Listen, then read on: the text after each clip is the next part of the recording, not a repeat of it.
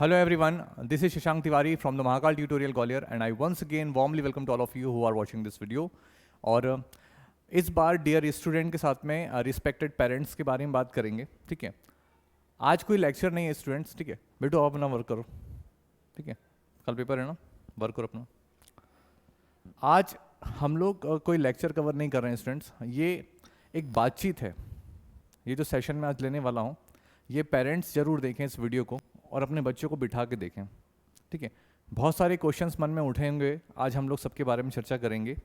ठीक है, पेरेंट्स जो है, मोस्ट ऑफ द पेरेंट्स जो है, इवन जो मेरे पास पढ़ते हैं बच्चे, उनके बारे में बता रहा हूँ, काफ़ी कंफ्यूज हैं। ठीक है, साथ में काफ़ी चिंता भी है अपने बच्चों को लेके। तो आज ऑलमोस्ट हम लोग ये बात करेंगे जीरो से लेकर सारी प्रॉब्लम के बारे में। ठीक है, इवन क्या सॉल्यूशन है वो बताएंगे। एंड लास्ट में मैं आपको बताऊंगा मास्टर स्ट्रेटजी, जो किसी भी एग्जाम को आप दे रहे हैं तो उसमें कैसे कारगर साबित होगी। ठीक है, चलो तो शुरू करते हैं।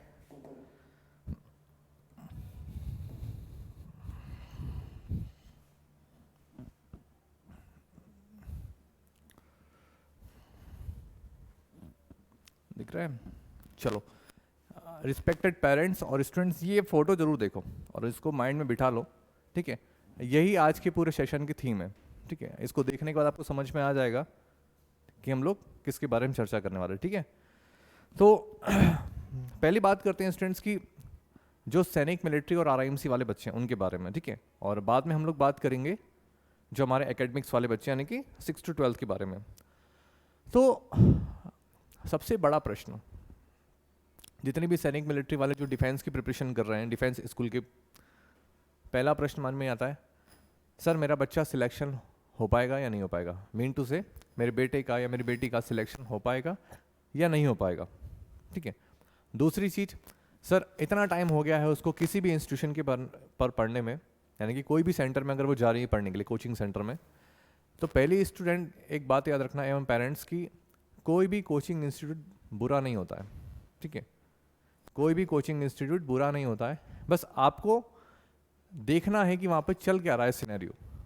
ठीक है, कैसे वहाँ पर पढ़ाते हैं वो आपको देखना है।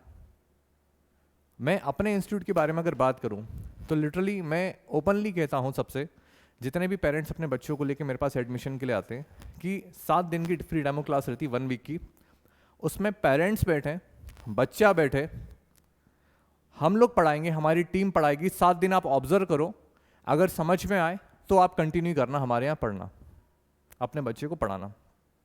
अगर कोई ये इंस्टीट्यूशन कर रहा है तो बहुत बेस्ट है।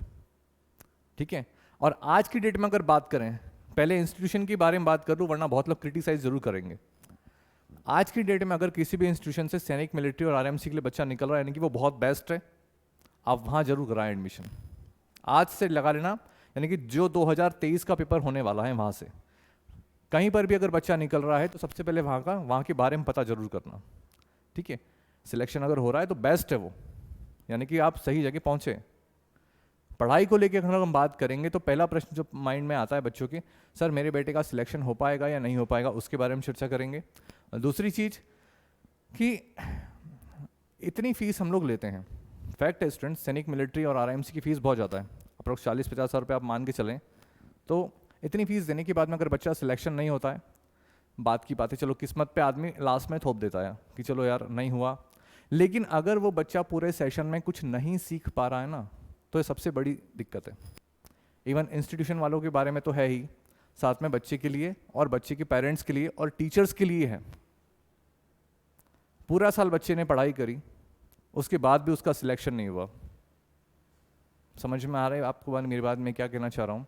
बच्चे ने पूरा सेशन किसी इंस्टीट्यूशन पे दिया, उसके बाद उसको कुछ नहीं आ रहा, तो सवाल ये कि सबसे पहला प्रश्न तो आता है उस कोचिंग इंस्टीट्यूशन में कि जहाँ पर वो बच्चा पढ़ाई कर रहा है। लेकिन सवाल ये है कि क्या पूरी जिम्मेदारी केवल इंस्टीट्यूशन के बारे में है या इंस्टीट्यूशन की है किसी? आप खुद ईमानदारी से बात करो। हम लोग हमेशा कहते हैं, इवन जो प्रीवियस वाली बैक स्लाइड दिख रही ना, आप इसको देखो, ये बच्चा है, ये टीचर है और ये पेरेंट्स है, और ये पीछे प्लांट। बच्चे है ना, पेरेंट्स प्लांट की तरह होते हैं, एक पौधे की तरह, उसको टीचर को और पेरेंट्स को मिल के बड़ा करना होता है। वो बच्चा अगर डे बोर्डिंग है तो 6-7 घंटे 8 घंटे हमारे पास स्पेंड कर रहा है, इंस्टीट्यूशन पे, उसके बाद वो घर पे जा रहा है, क्या उसको इंस्टीट्यूशन में पढ़ाया है, कितना उसके समझ में आया, इसके बारे में टेस्ट से हम लोग पता कर लेते हैं। लेकिन फिर भी जितनी रिस्पॉन्सिबिलिटी टीचर्स की होती है ना स्टूडेंट्स और पेरेंट्स, उतनी ही आपकी भी है। क्या आपने कभी ये एनालिसिस करने की कोशिश करी या क्या आपने जानने की कोशिश करी कि मेरे बेटे को कितना आता है? ईमानदारी से बात करेंगे आज, अगर हम लोग कभी वेट नहीं करेंगे, ये याद रखना। इवन मैं लिटरली बता रहा हूँ, मेरे यहाँ के बच्चे किसी से ही पूछ लेना जो आज तक पढ़ा है, कभी भी एग्जाम हुआ है, हम लोग कभी वेट नहीं करते। जिस दिन आप एग्जाम दे के आ रहे हो ना, उसके 2 घंटे बाद मैं डिक्लेयर कर दूंगा कि कौन बच्चा सिलेक्ट होगा, कौन बच्चा नहीं होगा। इवन मैं आज भी बता दूं आपको कौन रेस में है और कौन नहीं है, ठीक है? ये चीज बता देते हैं। कुछ इंस्टीट्यूशन नहीं बताते, मैं बता दूं आपको, कुछ के बारे में नाम इंडिविजुअल नहीं लूंगा, लेकिन फैक्ट बता रहा हूं। फीस के चक्कर में भीड़ इकट्ठी कर रखी है। चलो, सबका अपना अपना मनी माइंडेड गेम है, कोई बिजनेस के पर्पज से देख रहा है एजुकेशन को। हम लोग ईमानदार हैं, ऑनेस्ट हैं, इसलिए चर्चा कर रहे हैं, अन्यथा नहीं करते। समझ में आई बात स्टूडेंट्स आपको, इवन पेरेंट्स? तो कहने का मतलब ये है, एक बच्चा, आज मैं हमारे यहाँ के लेके बात करूँगा, आप सभी का बच्चे हमारे पास पढ़ रहे हैं, ठीक है? जिस भी एग्ज़ाम को लेके वो आए हैं, RIMC हुआ, सैनिक हुआ, RIMC, RMS वगैरह, जो भी एग्ज़ाम के लिए आ रहा है, इवन एकेडमिक के बारे में बात करेंगे। तो जब वो आया तो पहली चीज़ तो हमने उसको एक सिलेबस दिया होगा, उसको बता दिया कि आपका जो एग्ज़ाम है वो इस सिलेबस में ऐसा आना है, ठीक है? सिलेबस बच्चे के पेरेंट्स के पास में भी होता है। मैं अभी इंग्लिश ऑलरेडी करा चुका हूँ, पूरा एक बार रिवीजन हो चुका है, कंप्लीट कोर्स हो चुका है, रिवीजन करा रहा हूँ, यानी कि एक बार पूरा कोर्स करा दिया है, अब रिवीजन चल रहा है उसका। पूरे साल में मैं इंग्लिश का 4 से 5 बार रिवीजन कराता हूँ, पूरी ग्रामर का। इवन जिस एग्जाम के लिए बच्चा आया, 4 से 5 बार, समझ रहे हो? हर एक टॉपिक को पूरे 5 बार रिवाइज कराया जाएगा। अब बात करते हैं, बच्चा मेरे पास आया, मैंने उसको प्रॉपर सिलेबस दिया, चाहे वो मैथ्स हो, रीजनिंग हो, यही चीज़, यही प्रोसेस चलता है। कैसी स्ट्रेटेजी वो भी देख लो आप, कि हमारा टास्क होता है पहले वो सिलेबस कराया जाए, उस सिलेबस में हर एक टॉपिक के हिसाब से कितने टाइप के क्वेश्चंस एग्जाम में पूछे जा सकते हैं, वो पिछले 10 से 15 सालों में एग्जाम में कितने टाइप के क्वेश्चन उस पर्टिकुलर टॉपिक से पूछे गए हैं, वो एनालिसिस करेंगे और वो सारा पढ़ाया जाएगा। उसके बाद यही स्ट्रेटेजी होती है स्टूडेंट, ठीक है? उसके बाद में गूगल पे आप लोग मॉक टेस्ट लगाओ, जितनी भी पर्टिकुलर टॉपिक से या सब्जेक्ट से रिलेटेड बुक है, अगर वो अवेलेबल हो आपके पास तो करो, लेके आओ, उसमें देखो कुछ नया क्वेश्चन मिलेगा आपको। अब इसका मतलब ये नहीं कि घर पे लाइब्रेरी बिठा देना है। जितने बच्चे मेरे पास पढ़ रहे हैं, हमारे पास इनफ कंटेंट है, तो मैं उसको लेके बात कर रहा हूँ। आपका सीन क्या होना चाहिए? पर्टिकुलर सिलेबस आपके पास में है, आप हर एक टॉपिक को एनालिसिस करो, टॉपिक पढ़ाया, उस टॉपिक के हिसाब से टीचर ने क्लास में कितने टाइप के क्वेश्चन अटेम्प्ट करवाए, और उसने गूगल पे बहुत सारी वेबसाइट्स हैं, हर एक वेबसाइट में कुछ ना कुछ नया क्वेश्चन मिलेगा आपको। देखना, हमारे यहाँ के बच्चे कमेंट करके बताएंगे कि हम लोग ऐसा करते हैं या नहीं करते हैं। ये आपकी रिस्पॉन्सिबिलिटी स्टूडेंट्स, ठीक है? कि अब इसके बाद अगर एग्जाम में कुछ क्वेश्चन आता है तो फिर बात की बात है, लेकिन परफेक्ट स्ट्रेटेजी स्टूडेंट्स यही रहती है। कोई भी एग्जाम आप देने वाले, हमारे पास पूरा सिलेबस है, उस सिलेबस का हमने एक एक टॉपिक पढ़ाया, उस टॉपिक के बिहाफ पे कितने टाइप के क्वेश्चन एग्जाम में पूछे जा सकते हैं वो करा दिए। किसी ने 10 से 15 सालों में आए हैं वो भी करा दिए। क्या उम्मीद करते हैं कि आने वाले टाइप में कुछ ऐसा सिनेरियो बन सकता है कि ऐसा भी क्वेश्चन आ सकता है, तो वो भी करा दिया, क्योंकि डे बाय डे एग्जाम का लेवल स्टूडेंट बढ़ता ही जा रहा है। ये सारी एक्टिविटी हम लोग कराते हैं क्लास में, नहीं तो आप अपने बच्चों से पूछो अगर बैठे हैं साथ में तो, ठीक है? अगर नहीं कराते हो तो बोलो, PTM हम लोग हमेशा लेते हैं, आप उसमें पूछना बच्चे से कि हम लोग ये सारी एक्टिविटी कराते हैं कि नहीं कराते हैं। कहाँ बच्चे फेल हो रहे हैं मैं आज आपको बताता हूँ। जब बच्चा यहाँ से पढ़ के जाता है ना, आप डेली की उससे रिपोर्ट लो, ठीक है, कि बच्चे ने कितना पढ़ा और कितना नहीं पढ़ा, ठीक है? कहाँ बच्चे फेल हो रहे हैं? जब भी बच्चा घर पे पहुँच रहा है, आप उससे पूछो आज क्या पढ़ाया, आपको कितना समझ में आया, और जो समझ में नहीं आया वो अपने पेरेंट टीचर से पूछा क्यों नहीं। यही पत्ते खुल जाएंगे बच्चे के, इवन कि आपका पैसा सही जगह जा रहा है या नहीं जा रहा है। फिर आप लोग सभी पेरेंट्स के बारे में बात नहीं करता, कुछ है जो पूरा फोकस करते हैं, उन पेरेंट्स के बारे में ही बात करेंगे कि जो किसी कारणवश अपने बच्चों पे ध्यान नहीं दे पाते हैं, कुछ पढ़े लिखे नहीं हैं।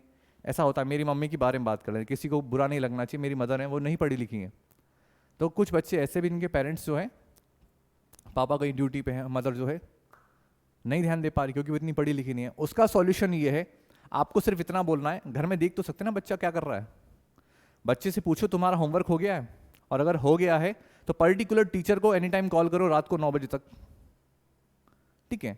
उससे बोलो कि सर मेरे बेटे ने होमवर्क कर लिया, आप बस एक बार मॉक टेस्ट ले लो, 1-2 मिनट लगेंगे, मैं बोलता हूँ यहाँ पर, मैं अपने यहाँ ये सारी चीज़ें करवाता हूँ, आप पूछो बच्चे से। सबको बोल रखा रात को 9 से 10 का टाइम पेरेंट्स के लिए है, ठीक है। आप जो नहीं पढ़ पा रहे हैं, ठीक है, बाकी जितने पेरेंट्स अवेयर हैं एटलीस्ट वो पूछ सकते हैं, सिलेबस को देख के एनालिसिस कर सकते हैं। जो मैथ्स में ज़्यादा एक्सपर्ट है वो मैथ्स के क्वेश्चन पूछ लो, चलो प्रॉफिट एंड लॉस का टॉपिक हो गया, ये क्वेश्चन तो में आ रहा है, वही टेस्ट ले लें, वही डिक्लेयर हो जाएगा कि आपका बच्चा सिलेक्ट होगा या नहीं होगा। आप वेट मत करो एग्जाम का, कि एग्जाम होगा, आपको वेट करने की रिक्वायरमेंट नहीं कि 2023 में पेपर होगा जनवरी में सैनिक स्कूल का, मेरा बेटा पेपर देगा, मैं रिजल्ट, आपका रिजल्ट डेट डिक्लेयर है कि आपका बच्चा नहीं हो पाएगा। कड़वा लगेगा पर सच्चा है, ठीक है। अगर आपका बेटा आपको वही टेस्ट में नहीं जवाब दे पा रहा है तो आप क्या एक्सपेक्टेशन रख रहे हो उससे, फेल तो वो वही हो गया। अब फालतू की उम्मीद मत करो कि तुक्के में हो जाएगा, समझे। तो आपको एनालिसिस करना है, बच्चे क्या करते हैं क्या नहीं करते हैं, ये भी इसके बारे में हम लोग चर्चा कर लेते हैं स्टूडेंट्स, ठीक है। ये स्टूडेंट्स के लिए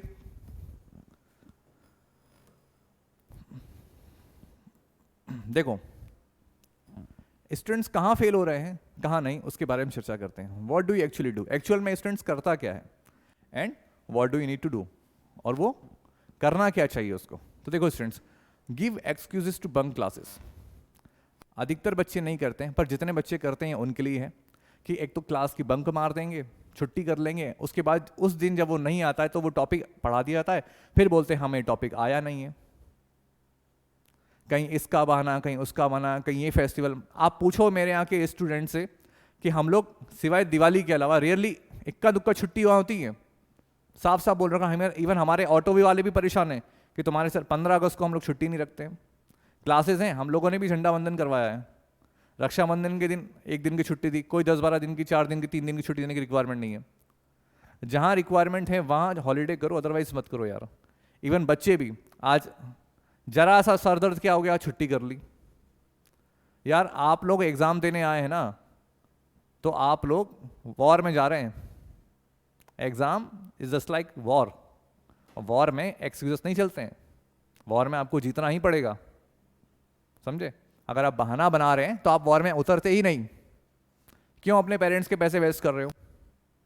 और सबसे बड़ा इशू जो पता है क्या है, कि पेरेंट्स ना भीड़ को देख के पीछे जा रहे हैं कि फलाने का बच्चा हो गया तो हमारा बच्चा भी सिलेक्ट हो जाएगा। यार अपने बच्चे का आईक्यू लेवल आप देखो, क्या मेरा बच्चा ये कर पाएगा या नहीं कर पाएगा। और अगर किसी इंस्टीट्यूशन में अगर आप उसको भेज रहे हैं तो दोनों प्रोबेबिलिटी देख के चलें कि उसका सिलेक्शन हो भी सकता है, उसका सिलेक्शन नहीं भी हो सकता है। और सिलेक्शन तभी होगा जब आप उस पर फोकस करेंगे। अगर आप नहीं कर रहे हैं और फुल्ली डिपेंडेंट है अगर आप उस इंस्टीट्यूशन के ऊपर, तो भूल जाइए। बाद में भले आप उस इंस्टीट्यूशन को दोष देते रहना कि वहाँ के टीचर्स ऐसे हैं, वहाँ के कोचिंग इंस्टीट्यूट ऐसा है, आप भले दोष दे लो, लेकिन ईमानदारी से आप अपने आप से बात करके देखना कि क्या आपने अपना काम पूरी ईमानदारी से करा। मैं किसी चीज़ को लेके बात नहीं कर रहा हूँ, मैं आपको रूट कॉज बता रहा हूँ कि बच्चे कहाँ फेल होते हैं। इसीलिए वहाँ पे फोटो बनाया गया था बच्चे का कि प्लांट की तरह होते हैं, अगर आप पानी नहीं डालोगे वो बड़ा हो पाएगा। आपने क्या करा, अल्टीमेटली बस उसको पौधा लगा दिया है इंस्टीट्यूशन में भेज के। अब हमारे टॉप पर टास्क छोड़ दिया है, हम लोग तो पढ़ाएंगे ना उसको, लेकिन घर जाके पानी फिर भी आपको देना है। सुबह हमने पानी डाल दिया, शाम को आपको पानी डालना है। दोनों टाइम जब पानी दोगे तब वो एक प्लांट पेड़ बनाएगा। अगर वो पेड़ नहीं बना है या विकसित पेड़ नहीं बना है तो उसके लिए आप हमें दोष देते रहो, हम आपको दोष देते रहें, क्या मतलब है। समझे बात को। तो बच्चा सिर्फ और सिर्फ हमारी और आपकी दोनों की जिम्मेदारी है, ये मान के चले आप। तो बच्चे क्या करते हैं, give excuse to bunk classes, छुट्टियां मार देंगे किसी न किसी बहाने से, आज यहां जाना था वहां जाना था। दूसरा, do not make notes, notes नहीं बनाते। चलो नोट्स की भी हमने सॉल्यूशन निकाल दिया कि प्रिंटेड नोट्स रहे, बट उसके अलावा प्रिंटेड नोट्स में किसी भी इंस्टीट्यूशन में सारा कंटेंट नहीं होता है। आप पूछो, इंग्लिश के नोट्स मैंने भी प्रिंटेड प्रोवाइड करा है, लेकिन उसके अलावा काफी कुछ चीजें ऐसी हैं जो मैं पीपीटी पे कराता हूँ क्लास में बच्चों को। इवन हर टीचर करा रहा है। जीके का एक ब्रॉड लेवल है, हमने भी जीके के नोट्स प्रोवाइड कराए प्रिंटेड, लेकिन उसके अलावा हम लोग बाकी बुक्स से भी कवर करा रहे हैं, क्योंकि जीके अपने आप में एक बहुत ब्रॉड एरिया है, कहीं से भी क्वेश्चन पूछा जा सकता है। तो साथ में आपको एक पर्टिकुलर नोट्स बुक के अंदर आपको नोट्स भी बनाने हैं। Do not do homework regularly, कभी भी होमवर्क आप ढंग से टाइम पे नहीं करते हैं। अगर आप कुछ जो कर रहे हैं बहुत बेस्ट है, यहाँ पर हम बात करें फेलियर्स के बारे में और हमें करना क्या है। तो जो बच्चे अपना होमवर्क नहीं करते हैं वो भूल जाएंगे उनका सिलेक्शन होगा। डू नॉट आस्क डाउट, अगर डाउट है तो पूछो ना यार। मैं बैठा हूं मेरी टीम में, हमारी टीम कभी भी ये नहीं बोलेगी कि ये डाउट नहीं हुआ, 10 बार पूछो नहीं समझ में आ रहा है। मानता हूं छोटे बच्चे हेजिटेशन होता है, वो अपनी जगह सही है, छोटे छोटे बच्चे ही तो हैं यार, तीसरी चौथी से एडमिशन ले लेते हैं, 5वीं क्लास में एग्जाम देने जा रहे हैं। लेकिन अगर डाउट है तो पूछो बेटा, 10 बार पूछो पोलाइटली। इवन बताना क्लास में अपने पेरेंट्स को जब ये वीडियो देख रहे हो तो, कि हम लोग पूछते हैं कि नहीं पूछते, कि बेटा कुछ नहीं समझ में आया तो पूछो। लेकिन अल्टीमेटली पूछना तो आपको ही है ना यार, नहीं आएगा तो हम लोग बता सकते हैं। डाउट आप पूछोगे नहीं। डो नॉट प्रैक्टिस क्वेश्चंस, आप क्वेश्चन, मैंने टॉपिक समझा दिया, आपको समझ में आ गया, लेकिन प्रैक्टिस मेक्स मैन परफेक्ट। अगर आप प्रैक्टिस नहीं करोगे तो फेल हो। टॉपिक समझ में आ गया, अच्छी बात है। देखो, remember and to keep remember both are different things. याद करना और याद रखना दोनों अलग अलग चीजें हैं। याद कर लिया वन टाइम अच्छी बात है, लेकिन वो कब तक याद रहा, मैटर ये करता है। उसके लिए आपको प्रैक्टिस की रिक्वायरमेंट है। अगर प्रैक्टिस नहीं कर रहे हो तो भी फेल हो। मत करो उम्मीद कि हमारा सिलेक्शन होगा। एक टॉपर स्टूडेंट से, एक सिलेक्टेड स्टूडेंट से पूछना उसकी स्ट्रेटजी क्या होती है, आज जो मैं आपको बताऊंगा ना, उसके अलावा अगर वो बता दे तो वारे न्यारे, पूछ लेना किसी से भी। लास्ट में डिस्कशन करेंगे उसके बारे में। Do not ask, don't take class test seriously. Class में जो आपके टेस्ट हो रहे हैं कभी आप उसको सीरियसली लेते ही नहीं हो यार। वो टेस्ट रखा ही इसीलिए है ताकि आपका एनालिसिस किया जाए। क्लास में जो टेस्ट होते हैं वो इसीलिए रखे जा रहे हैं ताकि आपका एनालिसिस किया जाए कि पर्टिकुलर टॉपिक को आप कितना समझ पाए हैं। तो अगर क्लास में टेस्ट हो रहे हैं तो उसको सीरियसली लो। एंड आपको करना क्या चाहिए, प्रॉब्लम्स के बारे में हम लोगों ने बात कर ली students. Anyhow attend classes, अगर आप क्लास बंक कर रहे हैं तो आपको किसी भी सूरत में क्लास को अटेंड करना है, ठीक है। मेक नोट्स रेगुलरली, जितना भी कंटेंट पढ़ाया जा रहा है उसके बारे में आप लोग रेगुलर नोट्स बनाएं। डू होमवर्क रेगुलरली, अपना होमवर्क आप time to time and regular करें। आस्क डाउट, जो भी डाउट हो पूछें। लिटरली बता रहा हूं, कोई टीचर मना नहीं करेगा आप डाउट, लेकिन ये जिम्मेदारी आपकी है कि आपको डाउट पूछना है। पेरेंट्स बच्चे को इंकरेज करें कि बच्चे अगर कोई डाउट है तो टीचर से पूछो। क्वेश्चंस की प्रैक्टिस करना आप लोग जारी रखें। लास्ट में अगर दिख नहीं रहा हो तो मैं बता देता हूं, take class test honestly then ask doubt. Class में जो टेस्ट हो रहे हैं उसको आप लोग पूरी ईमानदारी से दें, और अगर उसमें कोई डाउट आता है तो आप लोग पूछें जरूर टीचर से। ये कॉमन क्राइटेरिया है, उसके बारे में हम लोग अपनी लैंग्वेज में बात करेंगे। ये एक बार इसका स्क्रीनशॉट ले लेना स्टूडेंट्स, ठीक है, इवन पेरेंट्स भी। Next, what should we need to do for success. बताओ सर ने क्या बता दिया, सक्सेस मतलब ये पढ़ लेंगे तो सक्सेस मिल ही जाएगी। ये तरीके होते हैं स्टूडेंट्स, इनके ऊपर फॉलो करोगे लिटरली आपकी लाइफ चेंज हो जाएगी। देखो, ये याद रखना। Make proper time table. एक स्टूडेंट का अगर कोई टाइम टेबल नहीं है तो भूल जाओगे सिलेक्शन होगा। सीरियसली बता रहा हूं, अगर आप एक स्टूडेंट हैं और अगर आपका कोई टाइम टेबल नहीं है तो आप किसी भी एग्जाम को पास कर लेंगे लेकिन मजा नहीं आएगा। आप अपने आप से पूछ लेना, ठीक है। नेगेटिव पॉजिटिव दोनों के बारे में बात करेंगे। एक स्टूडेंट हो तो टाइम टेबल होना चाहिए, वरना क्या है, किसी टाइम उठ रहे हो, किसी टाइम खा रहे हो, किसी टाइम पी रहे हो, किसी टाइम पढ़ रहे हो। प्रॉपर टाइम टेबल के हिसाब से चलोगे तो सिनेरियो बहुत अच्छा रहेगा। डिफेंस स्कूल की लाइफ आपको डिसिप्लिन सिखाती है, और डिसिप्लिन अगर आप शुरू से ही शुरू कर दोगे तो कितना अच्छा रहेगा आपके लिए। Follow your time table honestly. जो भी टाइम टेबल आप लोग बना रहे हो, बहुत से स्टूडेंट, इवन मैं अपनी टाइम की बात कर रहा हूँ, हम लोग भी टाइम टेबल बनाते थे लेकिन कभी साला फॉलो ही नहीं कर पाए। आज परिणाम कभी कभी देखने को मिलता है उसका, लेकिन अब हम लोग सब देर आए दुरुस्त आए मैनेज कर लिया हम लोगों ने, ईश्वर के आशीर्वाद से, बाबा महाकाल कृपा से। तो आप लोगों को वो चीज़ बता रहे हैं, अपने टाइम टेबल को आप बना रहे हो उसको प्रॉपर फॉलो करो। आप 10 दिन 15 दिन फॉलो करके देखो, रिजल्ट अपने आप मिल जाएगा आपको। Do everything about your study that teacher told you. जो भी आपके टीचर आपसे बोल रहे हैं उसको आप प्रॉपर तरीके से कंप्लीट करो। टीचर की बात कभी डिनाई नहीं करना, वो जो कह रहे हैं आप उनको प्रॉपर फॉलो करो। किसी भी इंस्टीट्यूशन में आप पढ़ रहे हो स्टूडेंट्स, आप इस स्ट्रेटेजी को लगाना जरूर, ठीक है। ऑलवेज बी पॉजिटिव, कभी भी ये मत सोचो मेरा सिलेक्शन होगा या नहीं होगा। आप तो करंट में जियो, जो आपको पढ़ाया जा रहा है, बी पॉजिटिव, हमेशा सकारात्मक रहो। जो पढ़ा रहे हैं उसको पढ़ो, दैट्स इट। सकारात्मक अगर नहीं रहोगे तो भी समस्या है, ठीक है। अगर आप पॉजिटिव नहीं हो तो भी प्रॉब्लम्स है। तो कोशिश करो अपने आप को पॉजिटिव रखने की। नहीं आ रही चीजें समझ में आ जाएंगी, प्रैक्टिस करो, पूछो। लेकिन करना तो आपको ही, वॉर में आपको पहुंचा दिया आपके पेरेंट्स ने, अब लड़ना आपको ही है, ठीक है। तो कैसे स्ट्रेटेजी बनाना है उसके बारे में भी समझ लेना। लास्ट में एक बच्चे का नाम बताऊंगा आपको जो 4th क्लास में और बहुत तगड़ा स्टूडेंट है वो, ठीक है। Compete your self not other. हमेशा आप, ये सेल्फ एनालिसिस वाली बात, ये मेरी फेवरेट चीज है, इवन मेरी फेवरेट लाइन और फेवरेट स्टेटमेंट और फेवरेट कोट, जो मैं बिलीव करता हूं। आप क्लास में 20-25 बच्चे, 100 बच्चे, उनसे कभी कंपटीशन मत करो। कुछ पढ़ने वाले होंगे, कुछ नहीं होंगे, कुछ ढक्कन होंगे। अब मान लो पूरी क्लास में कुछ, मोस्ट ऑफ द स्टूडेंट्स पढ़ते ही नहीं है, और उस क्लास में एक ऐसा स्टूडेंट जो थोड़ा बहुत पढ़ता है, तो उसके, वो तो अंधे में काना राजा हो गया, और फिर वो बोलता है देखो मुझे कितना आता है, तो ये भी गलत है। आप सेल्फ एनालिसिस जिस दिन करना सीख गए ना, उस दिन आप दुनिया जीत लोगे, याद रखना। जिस दिन आप सेल्फ एनालिसिस करना सीख गए उस दिन आप दुनिया जीत लोगे, ये भाई की बात याद रख लेना, ठीक है। क्या कहने का मतलब है, चलो शुरू से करते हैं। पर्टिकुलर टॉपिक के बारे में बात करते हैं। आप एनालिसिस करो अपना, आप कैसे करते हैं। पेरेंट्स भी देख रहे हैं तो वो भी ध्यान देना।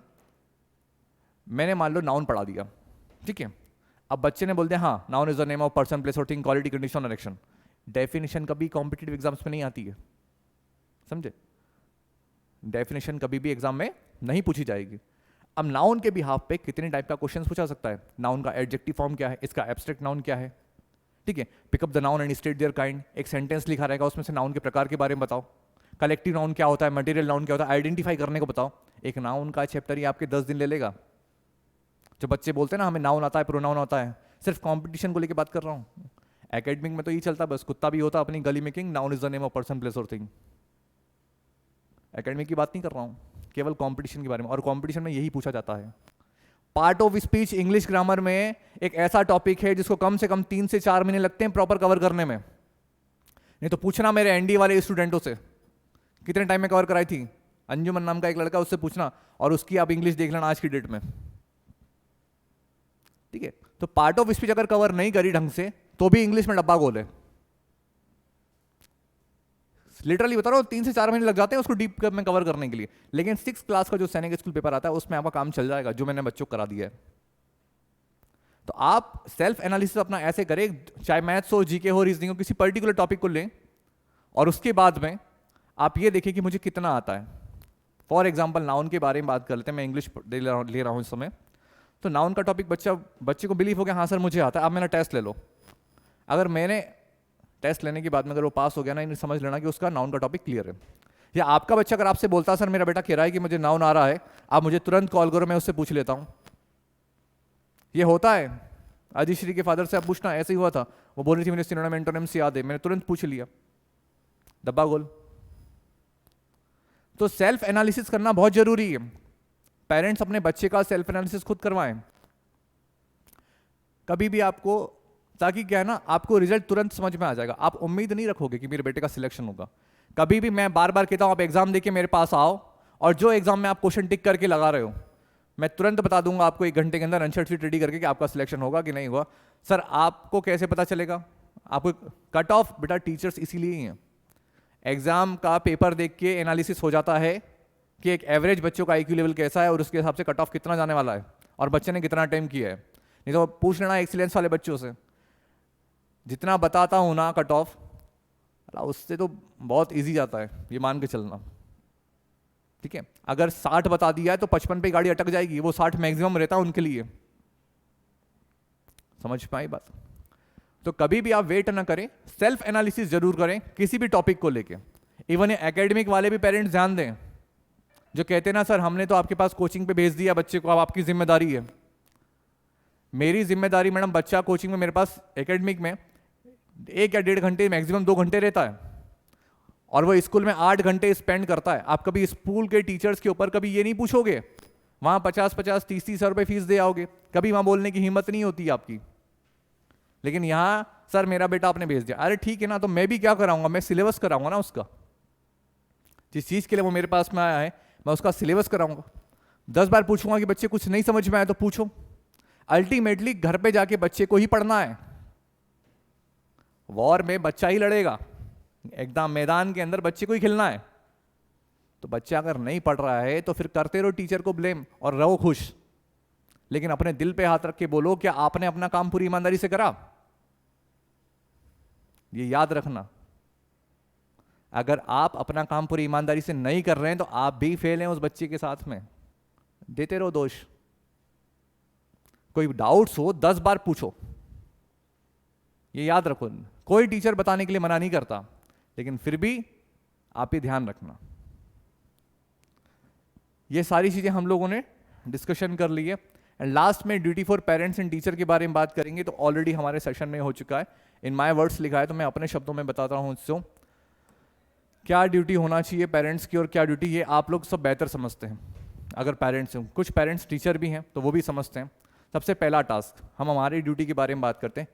पेरेंट्स का एक टास्क होना चाहिए, बच्चा अगर हमारे यहाँ से या किसी भी इंस्टीट्यूशन से आपके पास घर पे आ रहा है, थोड़ा समय आप जरूर दें उसको, 1 घंटा आपको बच्चे के लिए निकालना पड़ेगा। अगर नहीं निकाल पा रहे ना तो आप रिजल्ट की उम्मीद मत कर रहा, नॉट इवन मेरे से, किसी भी इंस्टीट्यूशन पढ़ रहा है बच्चे उसके टीचर से, क्योंकि जब आप ही टाइम नहीं दे पाओगे तो क्या करेंगे। मानता हूं पेरेंट्स ने फीस भर के अपना टास्क पूरा करा, लेकिन आगे का क्या। आप पूछो उस बच्चे से कि आज कोचिंग पे क्या पढ़ाया गया, तुम्हें कितना समझ में आया, और समझ में नहीं आया तो तुमने पूछा क्यों नहीं। ये पेरेंट्स की ड्यूटी है। कुछ पेरेंट्स जो नहीं पढ़े लिखे हैं वो एटलीस्ट बच्चे को घर में देख तो सकते ना क्या कर रहे हैं, फोर्स कर सकते हो बेटा पढ़ो अपना। और जब बच्चे से आपने पूछ लिया कि होमवर्क कर लिया, बच्चा अगर हाँ कर रहा है, आप हमारे टीम से तुरंत कॉल करो और बोलो कि सर मेरे बेटे या बेटी ने कह दिया कि सर इसने होमवर्क कर लिया, आप पूछ लो एक बार। हम तुरंत पूछेंगे, बता देना किसी को आज तक मना करा हो तो उनके लिए सॉल्यूशन है। टीचर्स के लिए, टीचर्स की जिम्मेदारी है पूरी ईमानदारी से, हम लोग करते ही हैं, अगर नहीं करते तो फ्रीली है कमेंट पे अपडेट कर देना, बेइज्जती कर देना अगर ऐसा लगता है तो। हमारी स्ट्रेटेजी और मास्टर स्ट्रेटेजी के बारे में हम बाद में बात करेंगे। फाइनली इतना समझ में आ गया, उम्मीद करता हूं आपसे कि ये सारी चीजें आपको करना है। चलो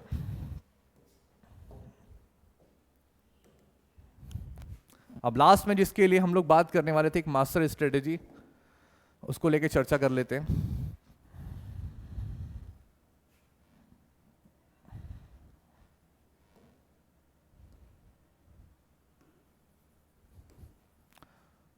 मास्टर की मास्टर स्ट्रेटेजी है स्टूडेंट्स और पेरेंट्स ही, राइटिंग पे आप फोकस करना ही नहीं। डियर स्टूडेंट्स एंड पेरेंट्स, आपका बच्चा या स्टूडेंट, आप कोई भी एग्जाम को फॉलो कर रहे हैं, चाहे सैनिक हो, आरएमएस हो, आरआईएमसी हो या एकेडमिक वाले भी, सबसे पहले आपके पास परफेक्ट सब्जेक्ट का सिलेबस होना चाहिए। ध्यान से सुनते जाना, राइटिंग पे मत जाना। आपके पास पर्टिकुलर जो भी सब्जेक्ट आ रहा है, अगर सैनिक दे रहे हो, मैथ्स, रीजनिंग, जीके, साइंस वगैरह कुछ भी आ रहा है, सिलेबस आपके पास में होना चाहिए। उस सिलेबस के टॉपिक को अगर आपने कवर कर लिया है, कोई भी टॉपिक अगर आपने कवर कर लिया है, तो सबसे पहले उसको अच्छे से टॉपिक को कवर करो, ठीक है। उसके बाद में मॉक टेस्ट लगाओ, जितने ज्यादा मॉक टेस्ट लगाओगे बेनिफिट रहेगा। तीसरा काम आपका ये होगा, गूगल पे जितनी भी वेबसाइट है उसमें से क्वेश्चन उठा लो, देखते हैं कहां से एग्जाम में क्वेश्चन आता है। अगर कोई रेफरेंस बुक है आपके पास में जिसके अंदर वो पर्टिकुलर टॉपिक आ रहा है, तो वहां के क्वेश्चन भी अटेम्प्ट करो, और उसके बाद अपने टीचर से बोल दो फाइनली सर अब ये इस टॉपिक से रिलेटेड आप क्वेश्चन दे दो कोई सा भी। जब फाइनल हो जाए समझ लेना वो आपका पर्टिकुलर टॉपिक क्लियर है, अब उससे क्वेश्चन बाहर जाएगा नहीं। क्लियर है? क्या समझ में आया? हमारी स्ट्रेटेजी ये है एग्जाम को लेके कि हमारे पास सभी सब्जेक्ट का सिलेबस होना चाहिए, उस सिलेबस में जितने टॉपिक है वो कवर करो, और उसके बाद में मॉक टेस्ट लगाओ, जितने ज्यादा लगा सकते हो, प्रैक्टिस करो क्वेश्चंस की। गूगल पे जितनी वेबसाइट है सारे क्वेश्चन अटेम्प्ट करो, कुछ नया क्वेश्चन डेफिनेटली मिलेगा आपको देखने के लिए। जितनी रेफरेंस बुक है उस पर्टिकुलर टॉपिक को वहां से उखाड़ो, वहां से क्वेश्चन देखो कहां से आएगा एग्जाम में। प्रीवियस ईयर 10 से 15 साल जितने प्रीवियस ईयर क्वेश्चन है वो अटेम्प्ट करो, उसके बिहाफ पे जितने टाइप के क्वेश्चन बन रहे हैं वो भी अटेम्प्ट करो।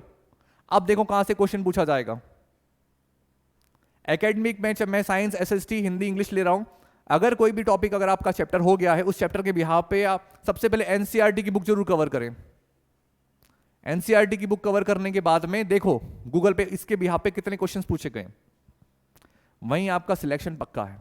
अगर आप ये फॉलो करोगे स्ट्रेटेजी, किसी भी टॉपर से पूछ लेना इसके अलावा कुछ और करता हो तो, अगर आप ये करते हैं आपका सिलेक्शन 100% पक्का है।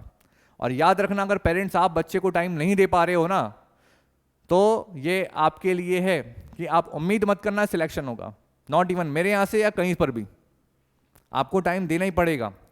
लास्ट में एक बात और बच्चे के बारे में बात करते हैं। एक 4th क्लास का बच्चा है मेरे यहाँ, ठीक है, अभी नाम नहीं बता रहा हूँ, डिस्क्लोज नहीं कर रहा हूँ उसका मैं। 4th क्लास में अभी इस साल एलिजिबल ही नहीं है, पूरी इंग्लिश फोड़ दी उसने, और किस लेवल फोड़ी ये मैं बता नहीं सकता आपको। आज इतना बता दूं, ऑल इंडिया सैनिक स्कूल जब 2024 का वो पेपर देगा, टॉप 10 में उसका नाम आएगा। वो लड़के के आई डोंट थिंक, मुझे जहाँ तक नॉलेज है, कोई इतना फोकस नहीं करता उसके ऊपर घर पे, लेकिन वो मतलब एक अलग ही यूनिक बंदा है। अब हर किसी को हम उसके लेवल पे लेके नहीं चल सकते। 4th क्लास में अभी वो करंट में, हर किसी को लेके नहीं चल सकते, सबका IQ लेवल अलग होता है, लेकिन उसके अंदर स्पार्क की पढ़ाई को लेके एक अलग ही लेवल का जुनून है उसके अंदर पढ़ने को लेके। साला दूसरे का क्वेश्चन सही हो जाएगा, उसका गलत जाएगा ना, रोता फिरता है वो। तो थोड़ा सा अपने अंदर स्टूडेंट्स स्पार्क लाओ।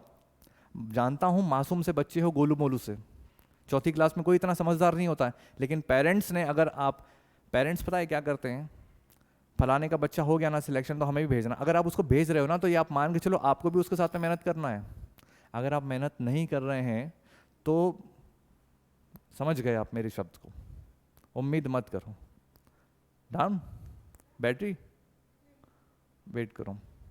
ठीक है स्टूडेंट्स एंड पेरेंट्स, उम्मीद करता हूं कि आज का सेशन आपको समझ में आया होगा। हम लोग बच्चों को सिलेक्शन को लेके बात कर रहे हैं, एक स्ट्रेटेजी आपको बता दी है। लास्ट में फिर से बताता हूं, एक पर्टिकुलर सिलेबस रेडी रखो, ठीक है, उस सिलेबस के जितने भी टॉपिक है उसको अच्छे से कवर करो, मॉक टेस्ट लगाओ, गूगल से जितनी बुक रिसोर्स बुक है सबसे क्वेश्चन उठाओ, कुछ नहीं समझ में आ रहा है पूछो सर ये क्वेश्चन अलग टाइप से पूछ लिया इसमें। और यही फाइनली स्ट्रेटजी होती है स्टूडेंट्स एग्जाम को क्रैक करने की। और पेरेंट्स बराबर बच्चे के ऊपर ध्यान दें, क्या वो कर रहा है क्या नहीं कर रहा है। अगर आप ये सारी चीज़ें फॉलो करते हैं, लिटरली महाकाल के आशीर्वाद से आपके बच्चे का और हमारे बच्चे का सिलेक्शन होना तय है। ठीक है, इसी के साथ में आज के सेशन को हम लोग कंप्लीट करते हैं। Thank you very much.